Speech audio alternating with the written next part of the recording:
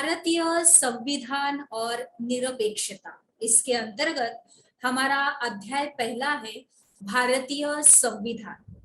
चलिए अभी हम लोग इसका अभ्यास करेंगे।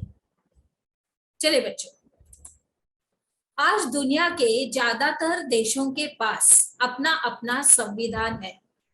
आमतौर पर अगर हम लोग देखेंगे तो सभी लोकतांत्रिक देशों के बारे में उम्मीद की जा सकती है कि उनके पास संविधान जरूर होगा, लेकिन इसका यह मतलब नहीं है कि जिन देशों के पास अपने संविधान होते हैं वे सभी लोकतांत्रिक देश ही होंगे।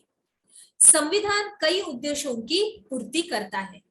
पहला है, यह दस्तावेज उन आदर्शों को सूत्रबद्ध करता है। सूत्रबद्ध ये करता है कि जिनके आधार पर नागरिक अपने देश को अपनी इच्छा और अपने सपनों के अनुसार रच सकते हैं। यानी कि संविधान ही बताता है कि हमारे समाज का मूलभूत स्वरूप क्या हो।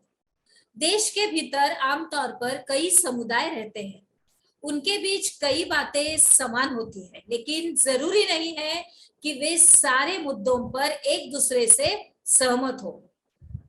तो संविधान नियमों का एक ऐसा समूह है और ऐसा समूह होता है जिसको एक देश के सभी लोग अपने देश को चलाने की पद्धति के रूप में अपना सकते हैं, और इसके जरिए वे न केवल यह तय करते हैं कि सरकार किस तरह की होगी, बल्कि उन आदर्शों पर भी एक साझी समझ विकसित करते हैं, अभी जिनके हमेशा पूरे देश में रक्षा की जानी चाहिए। आगे बढ़ते हैं। इन बातों का क्या मतलब है, यह समझने के लिए आइए दो बिल्कुल अलग अलग परिस्थितियों पर गौर करें। दोनों घटनाएं भारत की उत्तरी सीमा पर स्थित नेपाल के ताजा इतिहास की घटना है। समाचार पत्रों के माध्यम से ऊपर दी गई खबर में बताया गया है कि नेपाल के लोगों ने हाल ही में एक अंतरिम संविधान को मंजूरी दी है। सवाल यह उठता है कि जब नेपाल में पहले से ही संविधान था तो उसे नए संविधान की जरूरत क्यों पड़ी। अभी इसका कारण यह है कि कुछ समय पहले तक नेपाल एक राजतंत्र था, वहां राजा का शासन था, और 1990 में बना नेपाल का पिछला संविधान इस सिद्धांत पर आधारित था कि शासन की सर्वोच्च सत्ता राजा के पास रहेगी। नेपाल के लोग कई दशक से लोकतंत्र की स्थापना के लिए जनांदोलन करते चले आ रहे थे। अभी इसी संघर्ष के फलस्वरूप 2006 में आखिरकार उन्हें राजा की सत्ता को खत्म करने में कामयाबी मिल गई। नेपाल के लोग लोकतंत्र के रास्ते पर चलना चाहते थे और इसके लिए उन्हें एक नया संविधान चाहिए था। वे पिछले संविधान को इसलिए नहीं अपनाना चाहते थे क्योंकि उसमें वे आदर्श नहीं थे जो वे नेपाल के लिए चाहते थे और जिसके लिए वे लड़ते रहे थे। अभी आगे देखते हैं।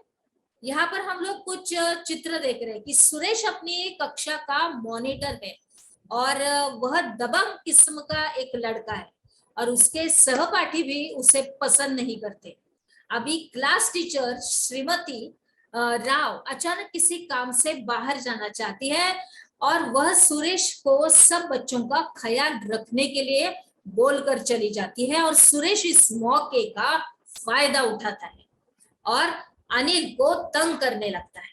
अभी अनिल उनके क्लास का एक बच्चा है। अभी अनिल आज में वो क्या कहता है देखते हैं हम लोग, देखते हैं। अनिल, आज मैं राव मैडम से तुम्हारी शिकायत करने वाला, लेकिन मैंने किया क्या है, अनिल बोल रहा है।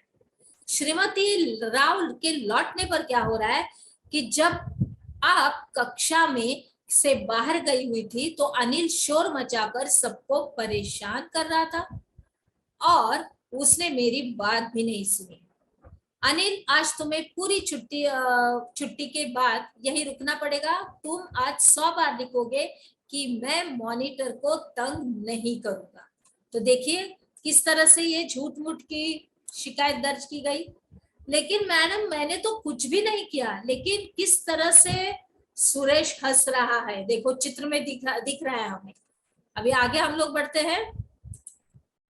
इस तरह के अस्वस्थ हालात लोकतांत्रिक समाजों में भी पैदा हो सकते हैं, जहां बहुमत वाला गुट लगातार ऐसे फैसले लागू करता है जिनमें अल्पसंख्यकों की सहमति नहीं होती और उनका नुकसान होता है। जैसा कि इस चित्रकथा पट्ट से हमें पता चलता है कि बहुमत की निरंकुशता का खतरा हर समाज में बना रहता है। संविधान में दिए गए नियमों से इस बात का ख्याल रखा जाता है कि अल्पसंख्यकों को किसी भी ऐसी चीज से वंचित न किया जाए जो बहुसंख्यकों के लिए सामान्य रूप से उपलब्ध है। अभी अल्पसंख्यकों पर बहुसंख्यकों की इस निरंकुशता या दबदबे पर प्रतिबंध लगाना भी संविधान का महत्वपूर्ण कार्य है। अभी यह दबदबा एक समुदाय द्वारा दूसरे समुदाय के ऊपर भी हो सकता है। अभी इसको क्या कर सकते हैं कि जिसे अंतर सामुदायिक यानी इंटर कम्युनिटी वर्चस्व कहते हैं, या तो फिर एक ही समुदाय के भीतर कुछ लोग दूसरे को दबा सकते हैं, जिसे अंतर सामुदायिक यानी इंट्रा कम्युनिटी वर्चस्व कहते हैं। आगे बढ़ते हैं बच्चों। संविधान हमें ऐसे फैसले लेने से भी रोकता है जिनसे उन बड़े सिद्धांतों को ठेस पहुंचती है जिनमें देश आस्था रखता है। उदाहरण के तौर पर हम लोग ले सकते हैं कि लोकतंत्र को मानने वाले अधिकांश लोग गंभीरता से महसूस करने लगते हैं कि दलगत राजनीति यानी पार्टी पॉलिटिक्स बहुत विकृत हो चुकी है। किस तरह से विकृत? अभी आगे जाते हैं। इसलिए अब चीजों को दुरुस्त करने के लिए किसी तानाशाही को ही शासन सौंप देना चाहिए या तो फिर फौजी शासन हो जाना चाहिए। और इस भावना में बहकर लोग बहुधा इस बात को महसूस नहीं कर पाएंगे कि लंबे दौर में तानाशाही शासन तो उनके सारे हितों को तहस नहस कर देगा। इस तरह से अभी आगे देखते हैं कि एक अच्छा संविधान देश की बुनियादी संरचना को इस तरह के उन्माद से बचाता है और यह ऐसे प्रावधानों को आसानी से पलटने नहीं देता जिनके जरिए नागरिकों को अधिकारों का आश्वासन मिलता है और उनकी स्वतंत्रता की रक्षा होती है। आगे बढ़ते हैं बच्चों। भारतीय संविधान मुख्य लक्षण देखते हैं।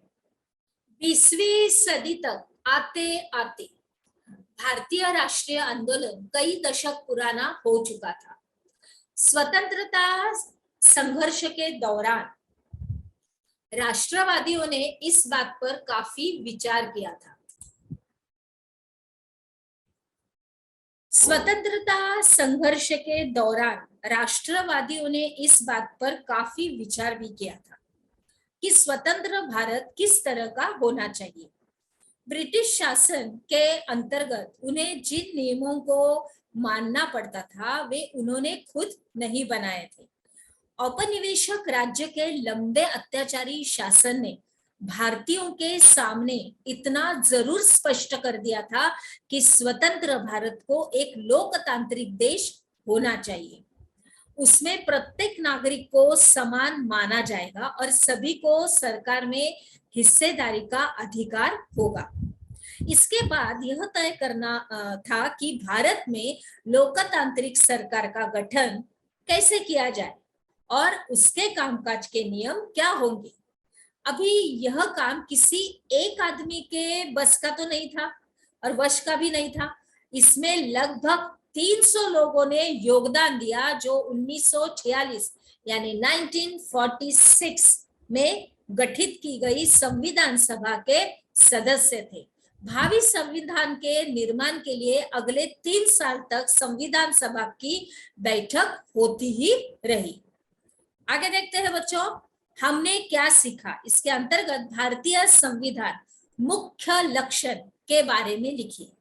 आपको इसका उत्तर आपके नोटबुक में लिखना है। तो चलिए बच्चों, अभी हम लोग आगे बढ़ते हैं।